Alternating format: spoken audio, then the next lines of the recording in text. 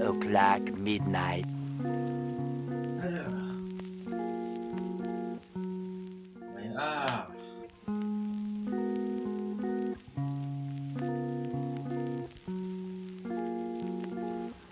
Aduh. Kencing lagi. Nah, sekarang. Ya aja kali ya.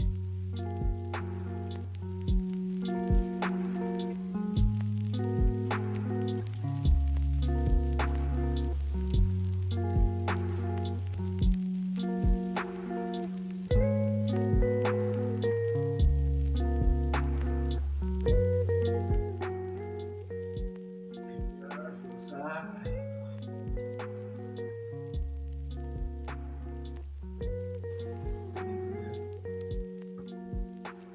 Kencing dulu ya. Oke, halo kalian yang lagi nonton video ini dan mungkin sambil nahan kencing ataupun nahan minum, ayo pause dulu video ini dan kencing atau minum dulu. Karena di video ini kita akan membahas suatu topik yang berhubungan, yaitu kerjasama hipotalamus dan ginjal dalam pembentukan urin. Eits, tapi tunggu dulu dong. Kita perlu kenalan sama hipotalamus supaya kita semakin paham sama pembahasannya nanti. Jadi, hipotalamus, sini. Sini bentar. Yuk.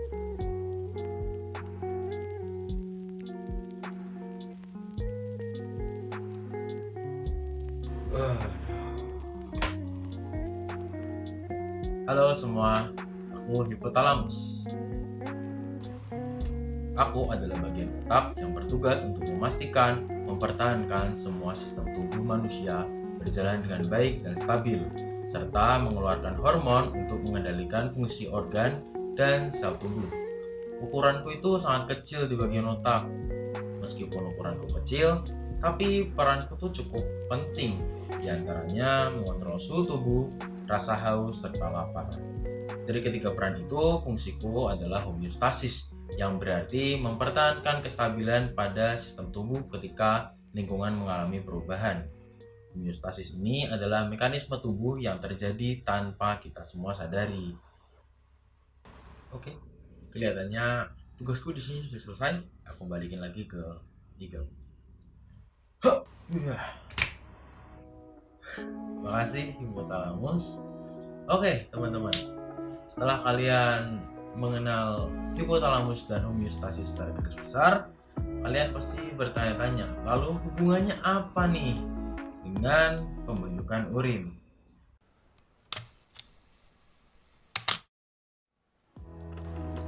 Jadi begini, kita pasti setiap harinya minum air. Kadar air yang ada di dalam darah kita tidak selamanya stabil. Terkadang bisa kurang ketika kita hanya minum sedikit air, ataupun terkadang juga bisa berlebihan bila kita minum air secara berlebihan pula. Padahal seharusnya tubuh kita ini terhidrasi dengan pas loh, tidak lebih dan tidak kurang. Lalu apa pengaruhnya bila kita mengalami dehidrasi dan overhidrasi? Gampangnya gini, ketika kalian banyak minum air, pasti perut kalian jadi kerasa penuh dan kembung. Dan itu mengganggu bukan? Tapi ketika kalian minum sedikit air, mulut kalian jadi kering dan lemes. Nah, kondisi ini itu menggambarkan bahwa kalau terlalu dikit ataupun terlalu banyak itu menyiksa.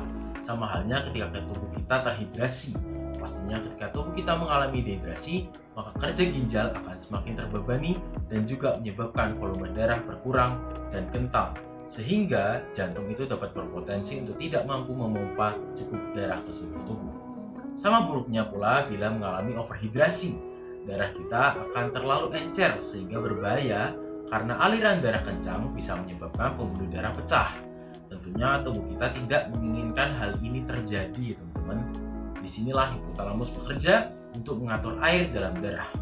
Pengaturan air pada darah ini juga terjadi di ginjal dengan hipotalamus sebagai pengaturnya. Lalu, bagaimana caranya hipotalamus mengatur air pada darah? Ingat penjelasan tadi tentang hipotalamus yang punya fungsi homeostasis?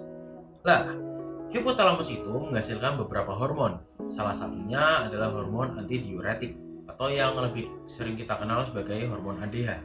Hormon ADH ini berfungsi untuk mengatur keseimbangan kadar air dalam tubuh, termasuk juga volume darah.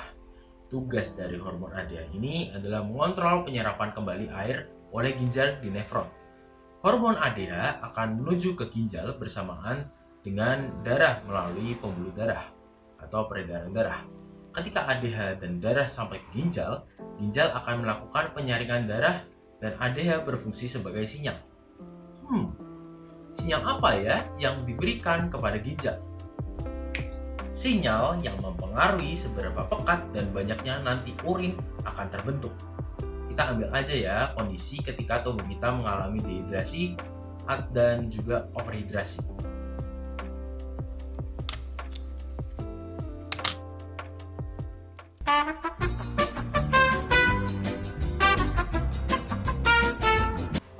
Ketika dehidrasi, hipotalamus akan memproduksi ADH dalam jumlah yang banyak. Hormon ADH yang banyak akan menuju ke ginjal bersamaan dengan peredaran darah. Dan ketika ginjal menerima sinyal ADH dalam jumlah yang banyak, maka tingkat reabsorpsi pada nefron akan meningkat. Karena air diserap lebih banyak pada nefron, maka tidak kaget kalau volume urin yang terbentuk nantinya semakin sedikit. Ketika zat-zat sisa atau beracun itu terbawa oleh urin yang jumlahnya sedikit, maka hasil urin yang nanti keluar akan cenderung lebih pekat dan juga berwarna kuning keruh.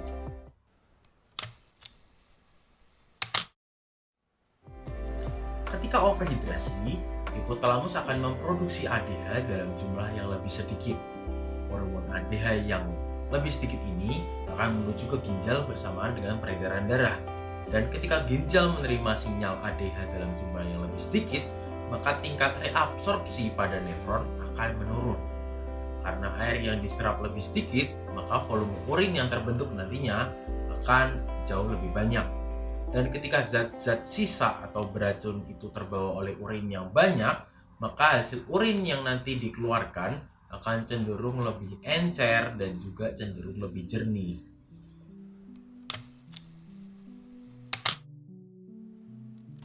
Lah, pasti dari kalian bertanya-tanya nih, apa yang terjadi bila hormon ADH ini tidak diproduksi oleh hipotalamus? Jawabannya adalah, yap, bener banget. Kita kena penyakit yang namanya diabetes insipidus. Ketika kita sudah terkena diabetes insipidus, rasanya tuh kita jadi pengen kencing terus dan juga urin yang kita hasilkan itu jadi banyak banget. Bentar. Ini jadi buat gue mikir, kok kondisi ini mirip sama overhidrasi. Dan seperti biasa, terima kasih dan sampai jumpa. Dadah.